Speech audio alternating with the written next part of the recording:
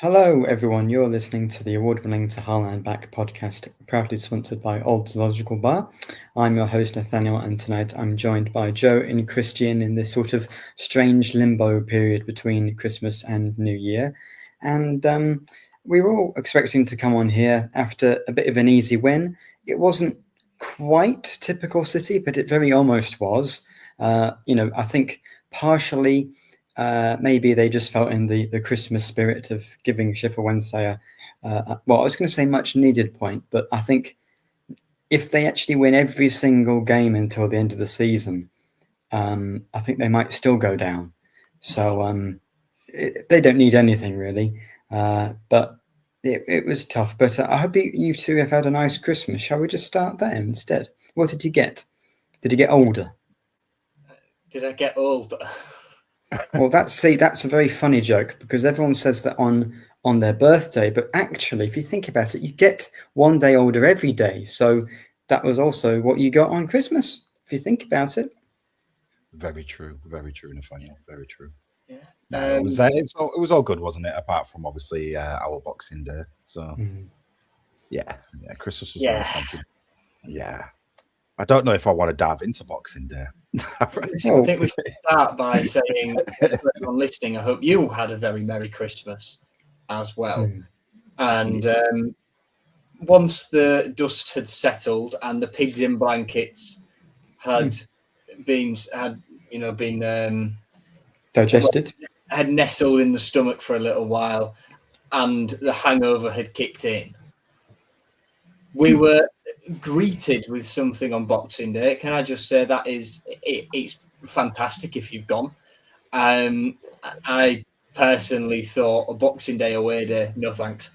And when I was having a nap at about 7 o'clock on Christmas Day because I'd eaten too much and drank too much, I knew that I'd made the right decision not to buy a ticket to go to Hillsborough.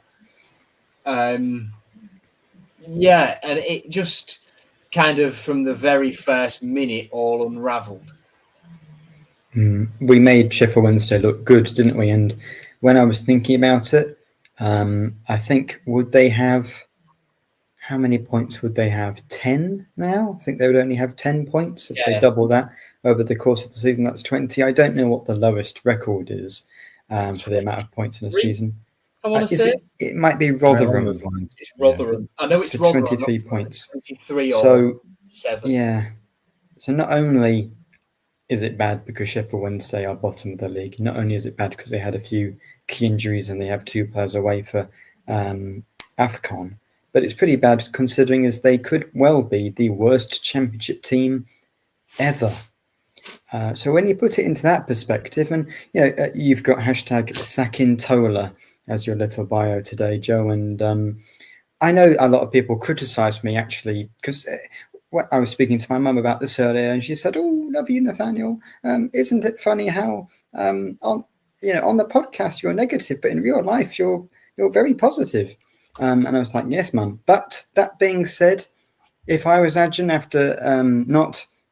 And I know it's Christmas and all that, but considering that we didn't beat maybe the worst championship team ever, is Sergei lucky to get to Middlesbrough without being sacked, do you think?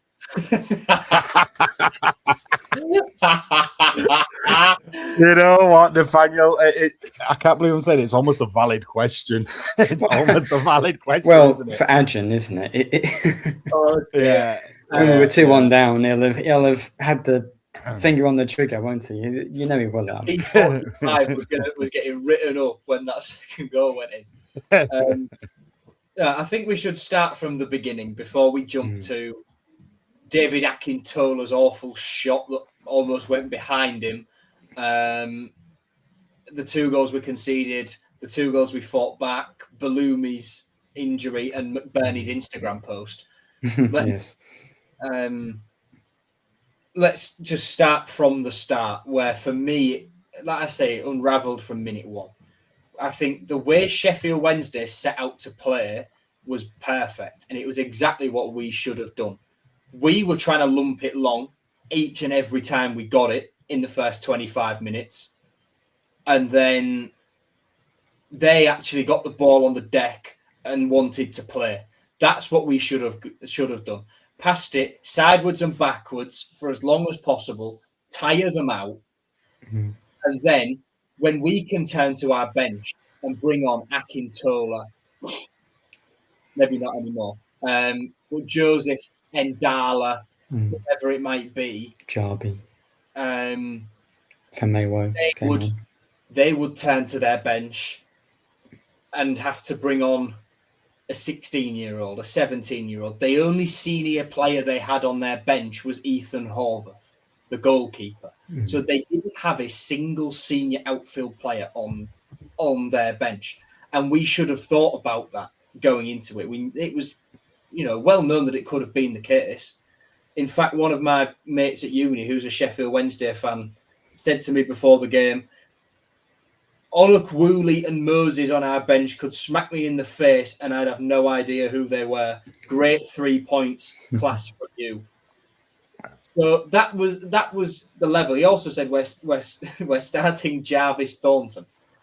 So their team, we should have set up differently and had a different game plan to what we had to try and make it work longer term, further into the game, I think. And then when we actually got the ball on the deck and had a spell of possession, it was decent. It might have been backwards and sideways a little bit, but it meant we had the ball, which we didn't have a lot of, especially in that first half. We just don't do it, though, all season. We're not exactly a long ball team. We're more of a counter-attack team, but we...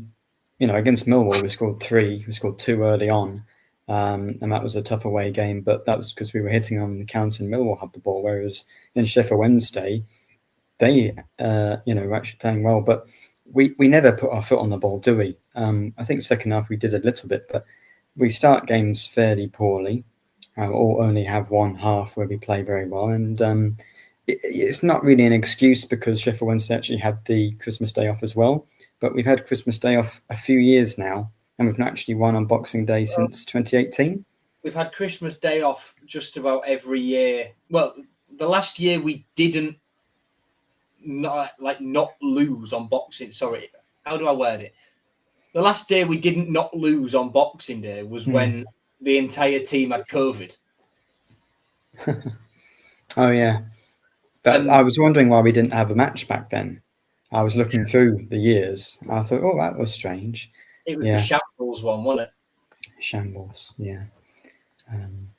But we never really do very well. And it kind of looked like, especially if Sheffield Wednesday were going to have it off, you feel like, because the depth, as you say, and the quality, really being sharper for it and maybe playing on Boxing Day or, training on the day before would have helped them. It is a difficult one because I think we're all expecting to win. I think, because Sergei's been saying mentally it's a difficult game because they were counting on 3 points.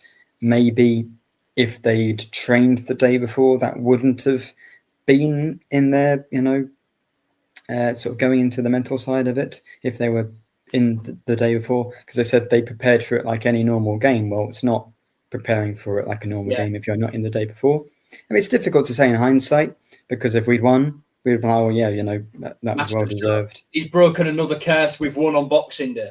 Exactly, yeah. So it was. Well, Christian, I think you had typical City written down, then you've taken it off. But when Ingolson scored that ridiculous goal, where a goalkeeper should never really be getting an assist, especially from open play. What were you thinking at that point? What, when the goal went in? I don't want to repeat what I said. I don't think it's good. Maybe just a few seconds after then. A few seconds after. I know it continued for a good few minutes afterwards. Well, no, we shouldn't be outdone like that. My concern is that we're talking now, saying about Christmas Day training and things like that. But forget about that. That to me, the team that we started with was probably our best 11 that was possibly able to play. It's the best side we have fit, isn't it? It's the best. Yes. Yeah, it's the best one. So you're missing Lunny, Matazo, and Joffrey. But minus that, it's the best side. Yeah, and that's just because of injuries, and that's it. That's the only reason. And with that team that we've got out there, missing a training day shouldn't have been an issue at all, because you're going against Sheffield Wednesday, as we already know, who have probably worked out earlier on 9 or 10 points anyway throughout this season. You know, let's forget about the -9 or -8 that they're on now.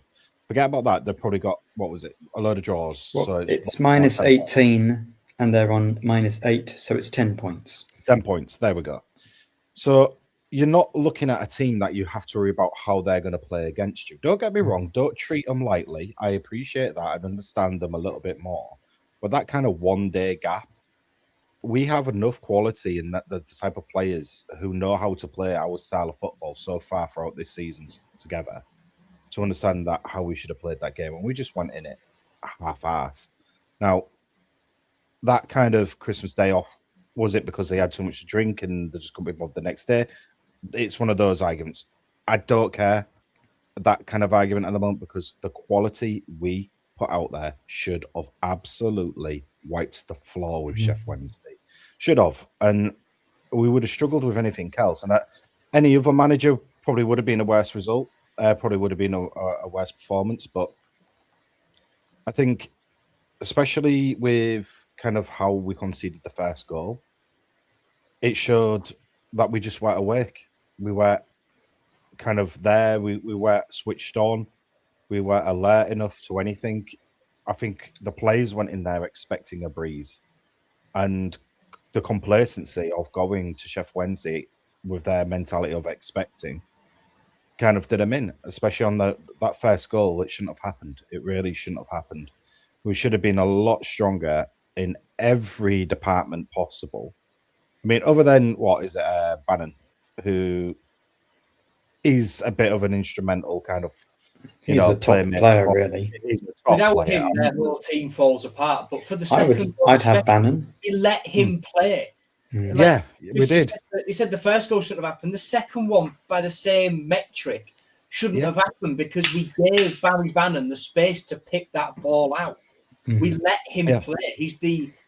He is the focal point of that side, and we let him have the space to do that, to play that ball over the top, and then Bailey Cadamarteri was there, and that was that. Yeah. I mean, 2-2 for me. I mean, obviously it's a point, but I think from every fan that was watching the game, it felt like a loss. Oh, absolutely. It's 2 points dropped, isn't it? Definition of 2 points dropped. 2 points dropped, actually, given the way we play, you'd think that's not a point draw. Actually, we're quite If it was any other team, it's definitely. The bigger picture. We're playing a team that's on negative points, is in administration, has no players, didn't have a single fit outfield player on the bench, haven't won at home all year, and we only walk away with a point. And on top of that, we play like that. Yeah. No, look, as Shep's saying, look, I don't think it was 2 drops. We were looking to get a draw. You're correct. We were lucky to get a draw in that instance. But before the game, with all the stars aligned with the lineup, the players that we've got, the quality compared to Sheffield Wednesday, it's 2 points dropped. We shouldn't have even got to the stage of, God, we're lucky we got a draw. We shouldn't even be having a conversation saying, God, we are lucky it was a draw. We should have already pre-recorded what we're doing tonight 2 days before, on Christmas Day when they had it off. We could have recorded this and already celebrated a win. Because I did, actually. Should have gone in. Oh, there you go. I wasted that time. I wasted that time. But that's the thing. It should have been a win. And to say that we were lucky to get a draw is really, really bad, and the players who need to take some responsibility. And I'm saying this as a collective as well, as the team collective of performance. There is some individual performances that you could easily highlight, especially like Egan, for one, I thought was that was the worst start to any game I've seen any of our centre-backs have this season. That was god-awful, to the point of his clearance kicks, even his just time on the ball that he had in to try and kick it. He kicked it right out into row Z with no pressure on him. I was like, what's he doing? He put himself under so much unnecessary pressure. And then it looked like most of them had had a few too many pigs in blankets, like I did on Christmas Day. Indulged a bit too much. I didn't even have that many, which was the most disappointing thing. Oh mate, I had 20 odd. Oh God. But that's the thing. So like, Egan made it difficult for himself because he was walking a tightrope from early, and then had a referee been competent, well, we'll get on to Stephen Martin, I think, because there's going to be a rant from a lot of people watching this right now. But had we had a competent referee, we wouldn't have had the chance to bring on Akin Famua. No. We would not have had the opportunity to, because Egan would have been sent off. Two key errors, wasn't it? Egan. So that's Egan who should have been sent off. Crooks who should have been sent off, and Miller who should have been sent off for second yellows all this season. Hey, so Andy, when Ruben Ricardo got it wrong at Birmingham, I know I stand by Johnny and criticise Shemi Ajayi a bit, but John Egan has got away with two very, very, very fortunate incidents there, and he could have been 3 games suspended for each. It would have been Crooks the first time, wouldn't it? I mean, Egan got the yellow instead. Is that right? I think. Oh no, it was Crooks the first time, wasn't it? Yeah, but there's a few of them. But it's still an incident where something wrong's happened. But the referee was very poor. I mean, Miller, his goal. He gives a free kick. I think they were told it was that Miller had committed a foul. So ridiculous. The actual reason why it wasn't given was because Bannon and Amir were having a little tug of war in the middle, where it looked like Amir had his arm wrapped around Barry Bannon in Bannon's headlock, but on the flip side of that, Barry Bannon had the back of Amir's shirt and ripping him backwards. So it's one of those where it was a 50-50 thing. I can get why the refs called it for that incident, but at the same time, it kind of wasn't interfering with play because the ball went nowhere near him. Barry Bannon was never going to get near that ball regardless. So, and they were in the post, wasn't it? Yeah. And it was one of those things where, okay, if it was a full kind of interference, I get it, but it was 50-50. It was handbags in a corner. It always happens. Everyone gives 50-50. Every single player in that box, by the keeper and Liam Miller, who actually scored, had hold of another player. I agree. Exactly. And that's the reason why he gave it anyway. That's what he saw. He saw his arm wrapped around, and that's what he blew it for. But do you know what? Whoever's watched it on Sky and listened to the Wednesday commentator on there talking about Miller being offside from a corner. Well done, Sky, for getting that guy on. Well done, Sky. Jesus Christ. I love Sheffield Wednesday. I hate every other team. No one knows anything. And to turn around on that live show right then, in that match, and turn around and go, yeah, he's offside. And his co-commentator even commented, that must be a new rule. Never knew you could get an offside from a corner. I did hear that. I heard that part. Yes. And I was like, what are you on about? While we're on the referee, actually, let's go through another couple of things. I've seen it in chat there. McBurney running through on goal. He had, was it Oteg Bayo? Yes, that one. As he ran the full length of the pitch, and then it just didn't get given. Yes, that's definitely a foul. But McBurney was shit. It was a poor game for him. He had one header in the first half. He just he went down every time he had the opportunity. Anytime he got near the ball, he wanted to try and win something. The shot of the game for me is McBurney just stood like this with his hands out to the referee. It happened at least once every 5 minutes. It felt. Do you know with that, Judge? You know with McBurney running past and getting taken out and everything, and it's like to say, if McBurney actually went down one touch earlier, just outside the box, when it was a clear-cut foul, I think we would have got it. But because he stormed into the box and the foul was released, and then McBurney went down, that's the reason why we didn't get it.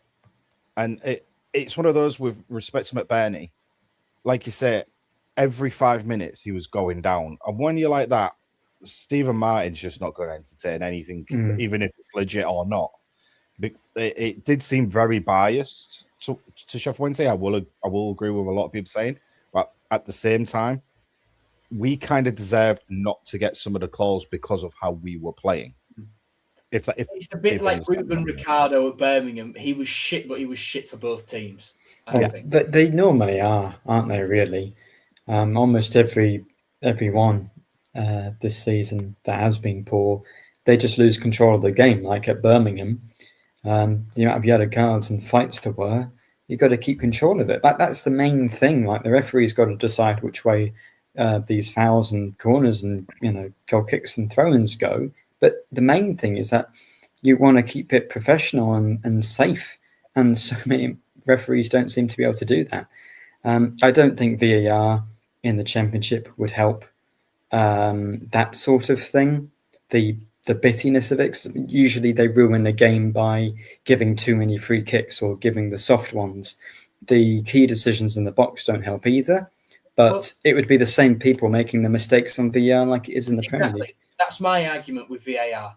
And where are they going to find the refs as well? The problem with VAR isn't the technology. The technology itself is fine. It's the people. Well, it's not great. Finally, with the semi-automated offsides, we're almost to a point where it's good, but it's fine.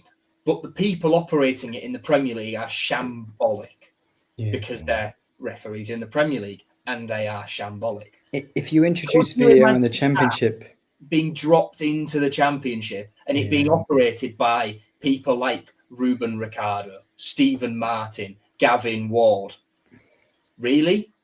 Well, they'd have to be refereeing the games. It would actually mean the quality of League One and League Two refs would get worse because they'd be the ones, wherever it is, in the box with the monitors. Whatever the EFL equivalent of Stockton Park would be. Yeah, exactly. There aren't that many referees anyway. The same refs do 2 matches or 3 in a week. So, yeah, they'd have to find them from somewhere. I mean, it'd be worse ones from lower down the leagues. And poor Salford and Lincoln and whoever else would have a worse time. So I don't think that would really benefit anybody. Anyway. We jumped ahead. We did. Go to the equaliser. Mo Belloumi, what a finish. First of all, Louise, just the comments coming in chat. Rebecca Welsh won't be refereeing because she doesn't referee anymore. She's the one good ref. The MOL. So she has given up that life. Don't blame her. Unfortunately. Yeah. For us. But the sigh of relief, or shall I say the fucking get in cough of relief that I let out when Belloumi scored. I did a quiet one.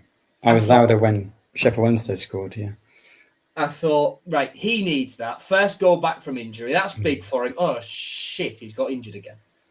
Yeah. It was a lovely 3 goal. months as well. Well, so that's the thing. So Belloumi and his agent have said that, the reported injury isn't as long as that. But I'm pretty sure that must be them debunking the completely false ACL reoccurrence rumour that Mike White was said to have had said, even though he didn't. So Belloumi saying, I'm not injured for that long means I'm not injured for 9 months as opposed to 3. Probably is injured for 3 months. Equally, there's not been a press conference. We'll only know after the interview after Middlesbrough. But on New Year's Eve, I saw one thing that really annoyed me, which was that it was some Hull City news account with 60 followers that's just popped up saying it's pretty obvious Belloumi is injury prone. Shall we sell him? Well, he's got an ACL. You get a hamstring after that. We probably played him a bit too much potentially. And it's a reoccurrence of the same injury that you always get post-ACL. And before we signed him, he didn't have a bad injury record. I think to label him as that when he's an incredible player is very cruel. And it's such a shame that he'll be out for most of the season because that's just the same as last season, pretty much. I think with Belloumi, I can understand why people are giving him that label now, because it's the second time that hamstring injury has happened after his ACL. But I think you've got to wait it out a little bit. I personally think Liam Miller will be fine, because before his ACL, his body was used to the sort of rough and tough, the raw and the rigor of the Championship. Yeah, he played at Preston, didn't he? He will better know how to manage himself, whereas Belloumi was new to it. So I think with Belloumi, before you say, have we got to have an uncomfortable conversation about Belloumi? Great player, but a bit like John Torral. It's not quite like that, because he's been injured his whole career. Cynic. I think before you have that conversation, you've got to let Belloumi have a pre-season. And if he has a good pre-season under his belt and that same hamstring goes again, then he comes back and it goes again, and we're into next season, I think that's when you possibly do have to start having that conversation, because by that point, he'll have, I think, a year left on his contract. And in the Championship, can you afford to persist with someone who isn't robust enough? And that's the question. Yeah. Look, at the end of the day, it's some of that's going to happen, as we've just stated. He's not used to the league, as in the physicality of it. Like you said, Liam Miller's body is, he's got where he's come from, his pedigree. He's going to play in fitness. We get it. And all I'm going to say with respect to Mo is, whoever's suggesting is it going to be injury prone, do we get rid of now? No, don't be stupid. Don't be stupid. Look, he's had an ACL. He came back. What's the first thing that happens after you've had a big ACL? Your hammy. It's a known thing. Well, it happened to Miller. It will happen to Matazo, presumably. Yeah, exactly. That's it. Prep yourself for Matazo. We've got to factor in 6 weeks and almost block it out that we know Matazo won't be fit. Yeah, exactly. Just block it out your head, guys. That's it. And the reason why it's this 3 months and we're all talking that, first of all, it's going to be between 6 and 8 weeks to get your hammy to the point of where, good, we're going to keep training. But then the next kind of 4 to 5 weeks, you ain't just going to start the game instantly again. Because if it's happened twice, it obviously means there's going to be a lot more physical training he's going to have to do on that leg to prevent it again. So let's stop throwing him in and let him get some more physicality training on that leg, just so it doesn't happen. Because I can tell you now, guys, if we do continue on the kind of trend run that we're on in the playoff zone, I'd rather have Mo back in the playoffs. Yeah, exactly. Fit, ready, strong. Well, we won't have that because we're going to win the league. But okay. If you notice as well, Sergei was so careful with Mo when he came back from the hamstring injury. He was so careful. How many weeks was he on the bench? Or for how many games was he on the bench before he got started? And the same goes for, to a lesser extent, Miller. And I will just correct myself as well. Not Desmond, bloody hell. Belloumi's contract ends in 2028. So if I got that wrong there, I got that wrong. Just for clarity's sake.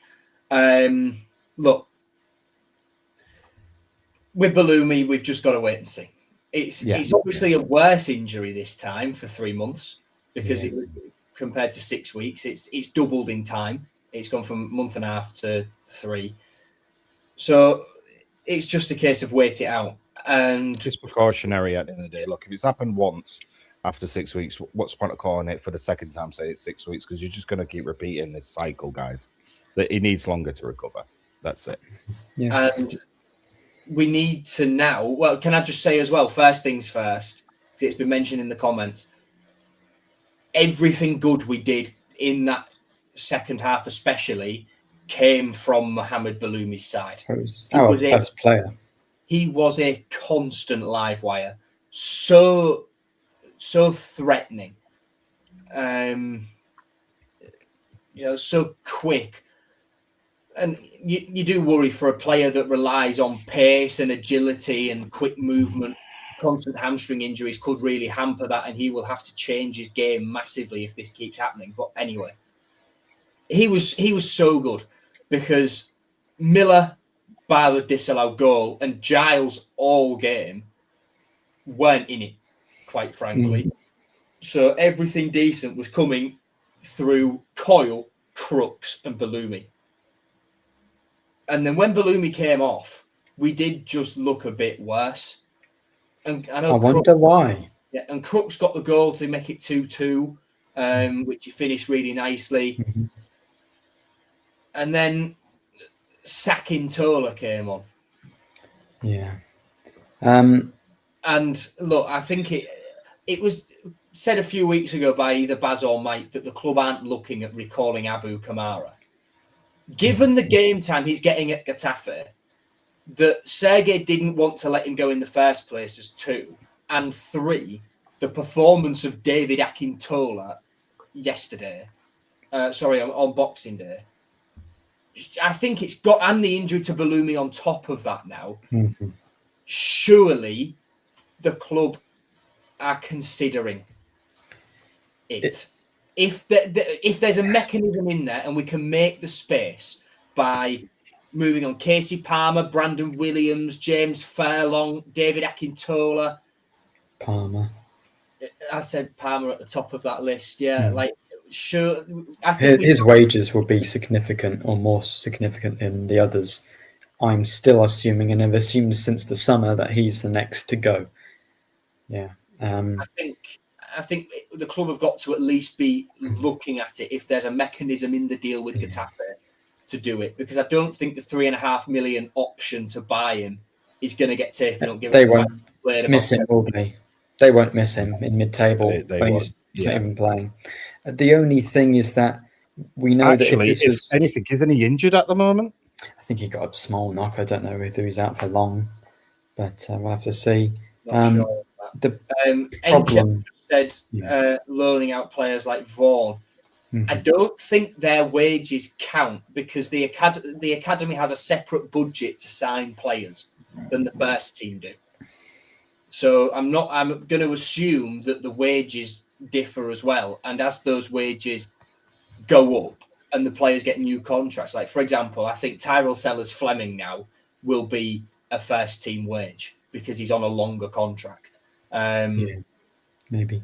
But Varney, with his contract up at the end of this year, I don't think that counts because he was initially signed as an academy player. Although he did get a new contract, so I'm not sure on the detail. But James Furlong was never signed to be an academy player. So that one will free up some space. The wages are massive, so it's not a lot. Scotland is being touted as a destination for him, given that he played there before successfully for Motherwell. But yeah, I think the club, to bring it back round, if they can free up the space, and with Belloumi's injury, I think priorities have to change a little bit now. I don't think they should be looking for a goalkeeper on loan. No, I think that's a waste of time, I think. Jared Dublin is a busy guy in a promotion spot, playoff race. A second choice goalkeeper, don't bother.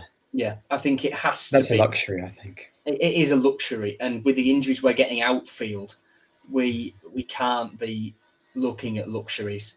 I think we'd rather now get a loan winger if we're going to go into that with Belloumi injured than a 10. If, Joffrey can come back, or we'll play Joffrey wide and look for someone else in central midfield or something like that. The club will have ways round of doing it. I think the priorities will have just slightly shifted. Irfan Jan Kaveji is one that's been linked, but that is nonsense. 10 million quid, really? Yeah. Well, even the Turkish fans responding to all those tweets from the Turkish media outlets are saying, no, Hull have a transfer embargo. They know more about it than the journalists. Yeah. I just want to say about Kamara, at most other clubs, I think that would be sensible, but we know that Ajin doesn't think much of Kamara. So I think he'd rather try and bring in a Louis Barry or someone and do some magic. I think the boat's kind of sailed with Kamara, which I think Kamara is definitely better than Ndala and Akintola. I think the ability's there, and with Sergei, you could get the best out of him. But I think it's probably more likely that they try and bring someone else in. Just with Ndala as well. I keep saying Saturday, Boxing Day aside, given that there was a reason for him not getting subbed on, and that was because he was late, I believe. Oh, well, that's not good either, is it? Well, no, they met at a service station, so all it takes is a bit of traffic. You should to be on time is to be late. I mean, maybe we should take a note out of that book, because I was going to say we can't really talk on this, can we? Let's be on time is to be late. No, to be late is to be on time. To be on time is to be early. Well, to be late is to be on time. That's nonsense. That's the other way around, Joe. You don't want to be being late. No. No, you said to be late is to be on time. To be on time is to be late. To be early is to be on time. There we go. I think that's right. No, okay, fine. There in the end, Jesus. Yes.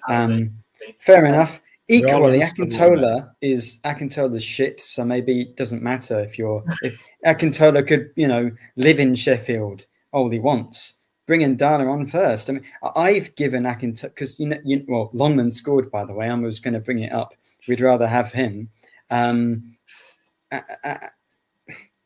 I've been nice to Akintola, and that I'm nice to wingers that don't quite live up to expectation because of the whole Longman situation. That being said, his performance with the shot that went out and him dribbling the ball out of play under no pressure on the halfway line, I don't care if you're late. And Ndala, physicality wise, maybe he's not quite got it like Akintola, but he's got more ability. And after that performance, I think at a certain point, you can be cruel to players and say they're crap.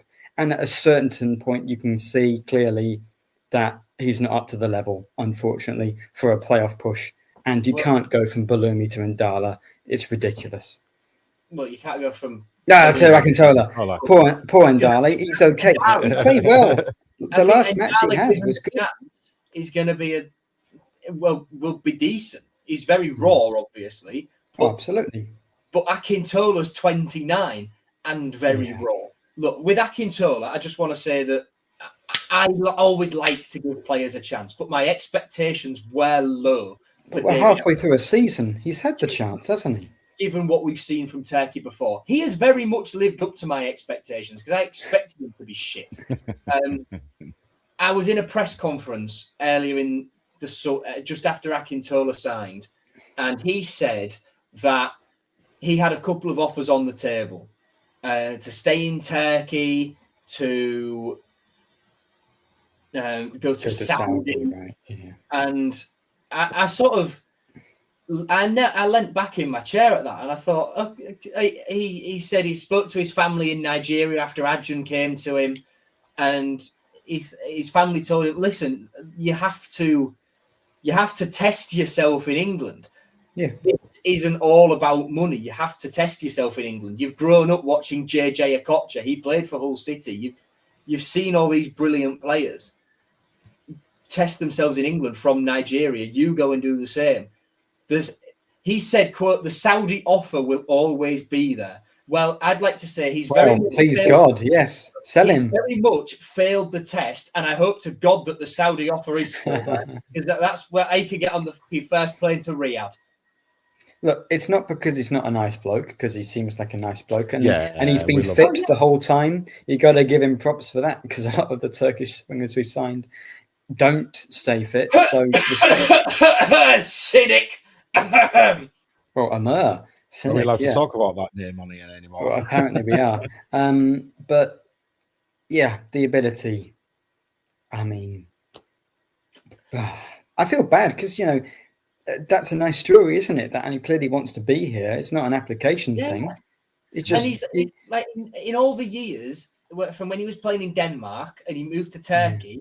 His girlfriend, now his wife, and his kids never live with him. He's moved to England with them. His 3 kids, one of which is when he moved here was a newborn. So he wanted to make himself a life here. But when you're shit at your job, sorry, but you don't get that luxury. And I feel for his family and I feel for him that it's not worked, but he's just not good enough. Coxie says better than Lakilo. Well, Lakilo was so dull, though. Yeah, Lakilo scored as well as Akintola has. But not in the league. Not in the league. Akintola got us 3 points with a delicious volley straight into the top corner against Sheffield United. No deflection. See, if any other championship club, if David Akintola was signed and then after 6 months they're looking at moving them on, he would be regarded as one of the worst signings in club history. But when given the fact that since 2022 we've signed Liam Walsh, Dokan Sinek, Bora, Amr has not scored for, I think, 65 league games now. I could rattle off so many more of them as well. Uriel Theli. Yeah, he scored a winning goal in a league game. That means he's way past a lot of players, but already. Any other football club, David Akintola would be a contender for bottom of the pile, but somehow, because he's hit a single goal, got us 3 points, and because of the quality of other players and signings like Salah, who we never actually saw, Akintola is nowhere near the bottom of the pile. And he's cheap, isn't he? Akintola won't be on half as much Sinek and Amur on. Nowhere near, presumably. And we'll still be paying a big chunk of Amur's wage. Well, that's the thing Louise says quite rightly. If Belloumi is out for 3 months, can we afford to let Akintola go? Maybe we wouldn't let him go. I think Palmer out and whatever position you want in is the number one thing to do, because we have enough midfielders. And the thing about Mataza is that we have enough midfielders that by that point, because Lundstrom will be back, you can nurse him in a bit more. Whereas when you're playing Mellon and Belloumi, they're so good and so much better than the second choice options you have. You feel the need to play them. Yeah. It's crazy because we are now talking about squad depth. This is where we're at now. And the quality. We've got it. Well, no, we've got it. But straight away, we're talking about Akintola, for instance, as the backup winger. And we're looking at it's that kind of quality side of things that we are short on. Very short. Absolutely.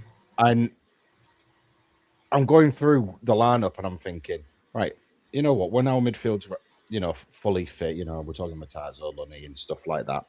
The backup is fine in the central midfield. Up top, all right. I mean, Desmond's been okay. I think Desmond's been okay. Yeah. And a whole lot better than expected. Yeah, Desmond's not brilliant, but the way we utilise him, we get the best out of him. He can nod a ball in, can't he? We sub him on to run around and kick people. And when McBurney's been injured, when McBurney's been injured, Destan deputised very well, and he scored 2 goals. Mm-hmm. When he's had to start, he's contributed. Well, that's it. They're the areas that we're already going. Yeah, fine, not a problem. But then go to the back line. Go to the wing. Famwo, the clearance from Famwo was poor for the second goal, wasn't it? That goal shouldn't have stood. It was offside. Player blocking off Famwo. No, he was off. I saw. No, I don't think so. I don't think so. Well, I've seen a screenshot. I've seen a screenshot for the podcast. I'm not bothered to put it on for the. So you just have to take my word. If you don't believe me, I'll fight you in the comments. But I'm not going to prove myself right. Charlie Beck, that is. Oh well, yes. I was going to do something about this, but Nordin Amrabat, I take him back. Can't believe I'm saying that. Now, has he? No, I think isn't he playing for Casablanca? Or did he? I think you're right. He was playing for someone like Casablanca. Yeah. I know he went to. He scored in November. I know he went to Wydad to play the Club World Cup. I just thought I saw he retired after that, but no, he scored 2 goals this season, more than Akintola. I mean, he is playing in Morocco, but even so. But now, with respect to, obviously, we're talking about the depth and the situation. Obviously, Sheffield Wednesday, that's just would try to push to the back of our heads. We've got to start looking forward to tomorrow? Well, before we do, shall we take a look at the predictions league? Oh God! Oh dear God! No, let's not do that because I'm. Didn't I say it was going to be like 4-0 or something silly like that? I think I did, didn't I? We seem to have lost what everyone predicted. Oh well, that's because I took the image off thinking it was last week. Because surely I didn't say we were going to lose 4-0 to Sheffield Wednesday, or did I say we were going to win? I can't remember. And because of that, it stayed exactly the same. Oh. Oh no, that's what? Well, we didn't win, so did we all predict a win? We all predicted a win. You said we'd lose 4-0.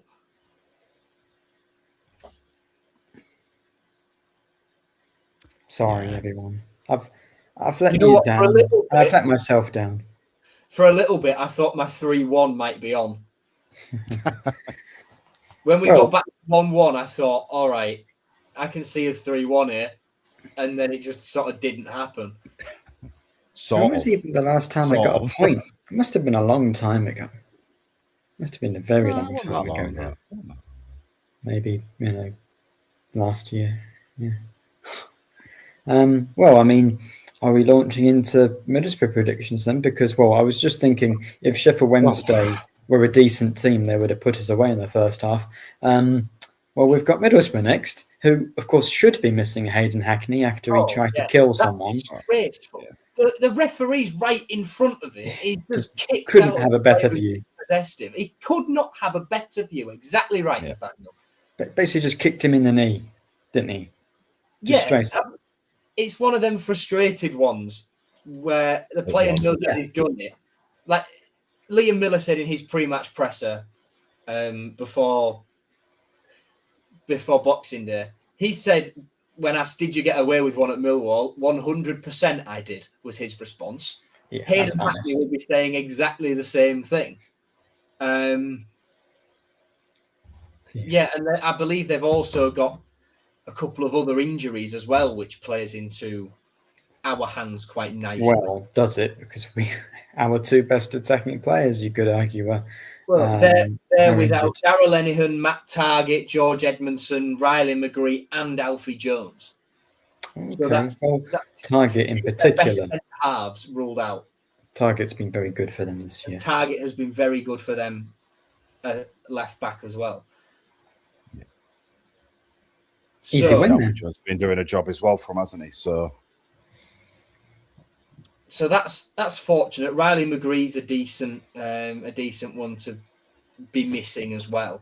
It's just a shame they've still got Tommy Conway, Bergzorg, Whittaker, Strellet. Hackney. I was going to say, are any of the 4 players that scored against us out? If they are, then maybe we've got a chance. I'd take a point there if we can even be competitive. I don't think we're going to lose 4-1 again. I think Jukiewicz will have seen and be extra wary, not only because we didn't beat Sheffield Wednesday, but because we played so poorly against Middlesbrough and it was over at half time. They've got to be up for this from the minute the first whistle goes. Might we see a 3-back return? I don't think we can afford it. Because if we lose one of them, that's all the backups out. Yeah, I don't think we can afford to go 3 at the back. True. Then you're calling up Cahill to come in the team again, aren't you? And Stan Ashby to sit on the bench. I thought he was going to go 5 at the back after Middlesbrough, and he didn't. So I wouldn't necessarily think he would do. I think he's a positive manager who doesn't really want to go 5 at the back, even when we did twice earlier in the year. That was one of them was home against Chelsea, and that was to match them up. It wasn't because we wanted to hold on to a 0-0, because we don't do that. So we'll try and outscore them. That's the only way we know how to play. So presumably Joseph will be an interesting one, actually, isn't it? A little bit. You've got to think with who we've got available. If we're looking at our strongest, I think we're going to have to start looking at. I think he's going to have to look at like a 4-4-2. And I think he's going to have to McBurney, Desmond up top, potentially. McBurney, Joseph up top. I still think he'll go. I think he'll put Joseph right, Miller left, McBurney through the middle, because we've got enough bodies in midfield. But then it's just If he starts those up top with Joseph and Miller on the wing, then we don't have any strikers or any forward players to bring on later on, do we? Is Desmond fit again now? I believe so. Yeah, he's fit. He's fit. Yeah, Desmond's fit again. I mean, I don't know if you're going to get 90 minutes out of him, obviously. I don't know. It'll be either a sub appearance, I would expect. The concerning now is obviously our right hand side. Miller is obviously going to be the kind of Coxie. No, please, no. No, it's a case of like Miller's going to be on the left, definitely, without a doubt. McBurney up top, without a doubt. Yeah. But that right hand side, or that number 10, or the second striker, however we want to look at it, the query is who do we point to that? Because yeah, all right, you've got Crooks who's been going there, but I still think Crooks, even though it's his main spot for Crooks, I still think with where we're at central midfield wise, when we're looking at Amir and stuff like that, you need. We forgot actually to talk about how crap Amir was. I know we did. That's why I kind of brought that up. In and out, isn't he? The fact he somehow gets a start every week shows just how like. I don't think it's that. It's not that. It's that. No, yeah, he don't get a start every week. Look, I'm gonna stick up for the guy. He's not crap. He's just slow pace to the point of there's no pace. He's got zero pace to chase anybody, and he's kind of off the ball positioning. Is one of his biggest letdowns where he can't track goal side. He's always chasing the opposition, and that's his problem. He's always in the wrong spot, and it's causing him more issues. I don't think that he isn't a baller. I think and he has got a central midfielder, though, you're always in the wrong position, then that does make you terrible. Well, true, but that's an attribute. Yeah, Chris, I would love that. Chris, I would love that. Chat again won't happen until the summer. Won't happen until summer, though. Yeah, don't need him. How desperate we are if we get it fast forward, if we get it move forward, which I think Maribor would take not kindly to. True. Crooks got took off because he was on a card. I think so, yeah. And we can't afford. We couldn't afford him to get a red card. We just couldn't afford it. Same for Egan. Like, don't get me wrong, Egan had a shocker, but we could not afford him to get another yellow at all. It was like McLaughlin at Swansea, wasn't it?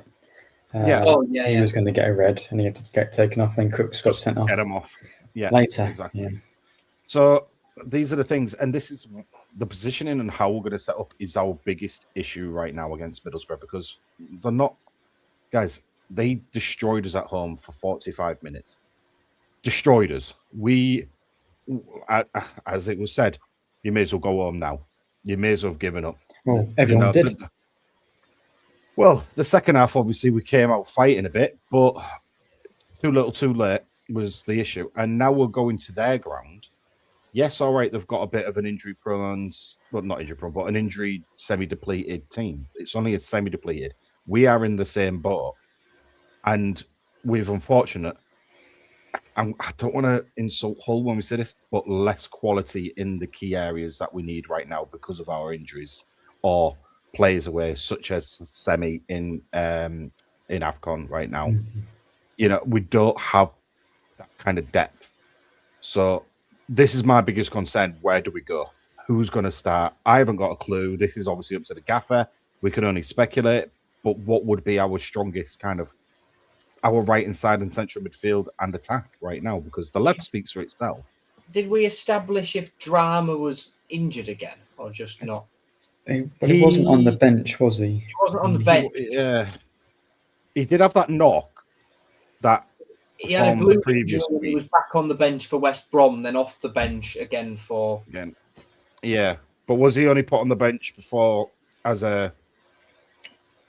Just to be on the bench. Just to fill in, because he's done that before. Sergei does that quite often, actually. He does that, and he's admitted to doing it. Then, if he needed to make up numbers, why would he do that against West Brom but not Sheffield Wednesday? Yeah, that's true.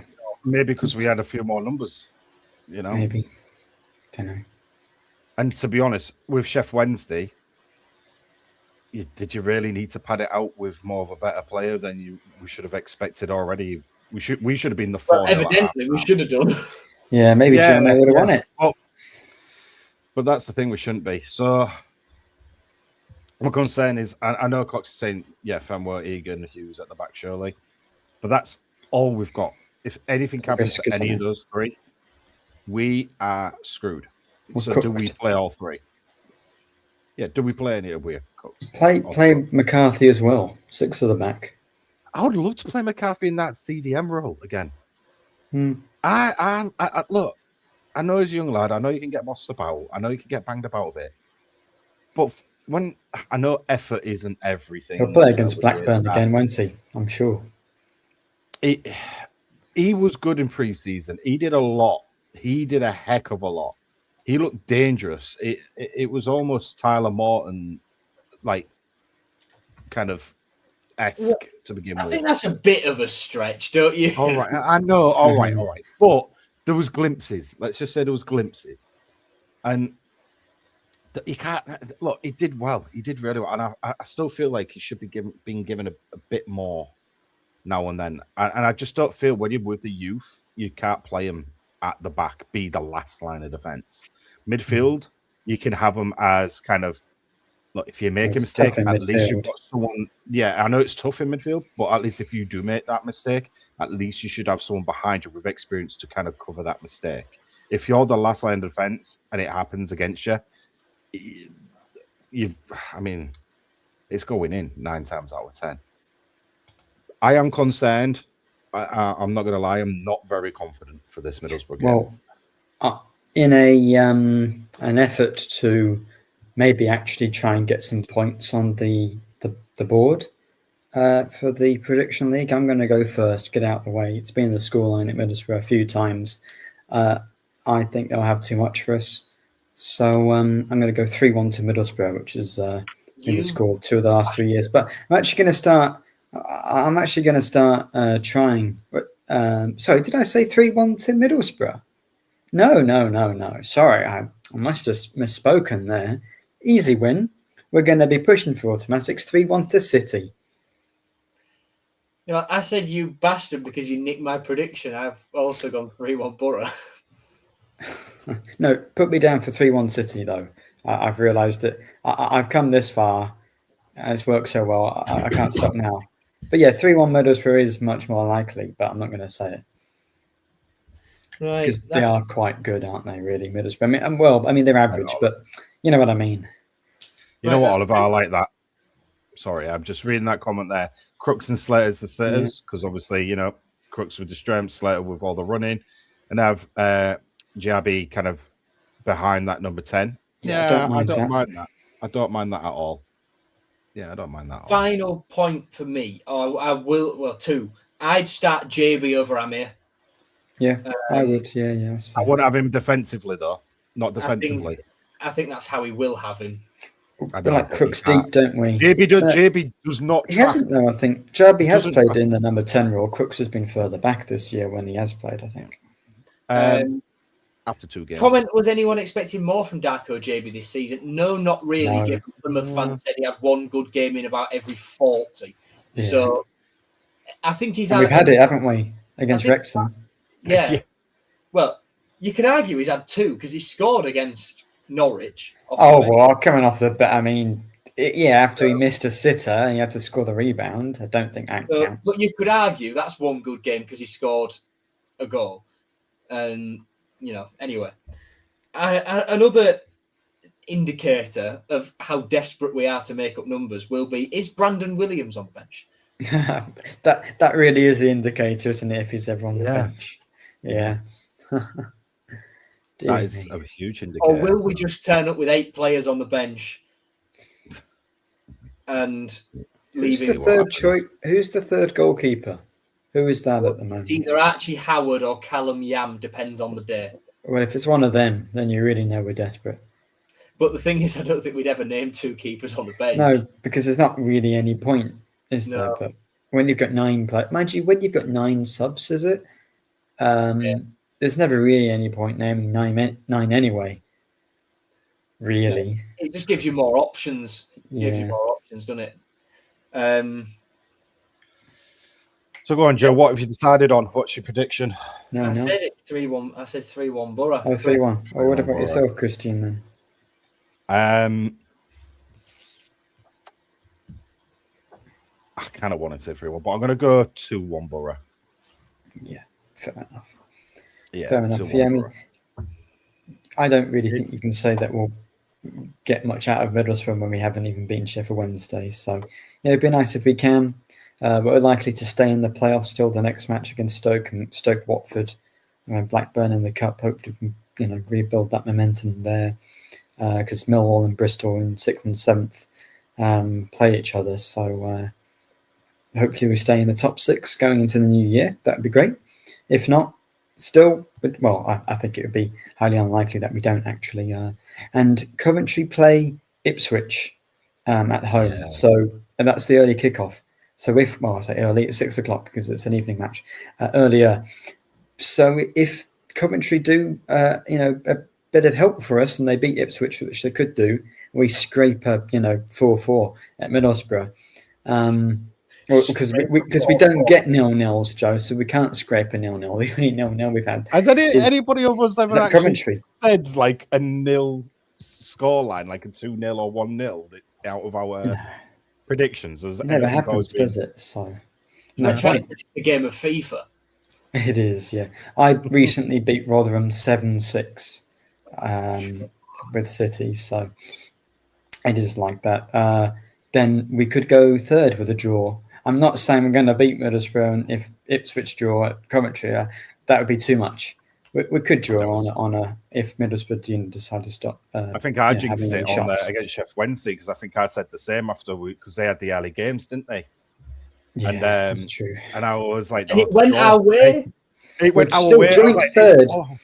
We're joint third, but so you gotta look at it from that perspective as well. So yeah. We'll see. Anyway, well, we won't be doing another episode till New Year. So I think 2025 for City has been pretty positive. Of course, Sayers wasn't amazing, but we did stay up. The summer was dodgy, but when we've actually been playing games, we've not gone that long without a win, mostly. And we find ourselves, joint third at the end of it, well, hopefully. So I hope, we want 2026 to be good the whole way through. There's definitely room for improvement, but overall, I feel like the club, obviously at this point, we end the year in a whole lot better place than we started it. That's all you can really ask for, isn't it? Oh, definitely. Yeah. I was expecting a little bit more analysis, but we are 63 minutes in, so maybe we'll do that. We'll do that on next week's show. We'll do that on next week's show. All right. Well, Joe, Christian, thank you very much for joining me. To everyone who's listened to any episodes this year, we really appreciate all the support. Christian, do you want to do the bit where you say smash the bell icon? Smash the like, the bell, notifications. We're on every social platform going. Comment. Don't forget to comment, even if it's just saying hi, because it obviously helps us reach out to more lovely people like yourselves. So once again, thank you very much for everyone tonight. Have a good one. Happy New Year. Up the Tigers. Lovely. That was a perfect outro, and I'm going to ruin it by not knowing what else to say. Bye, everyone. Bye, everyone. Bye. Up the Tigers.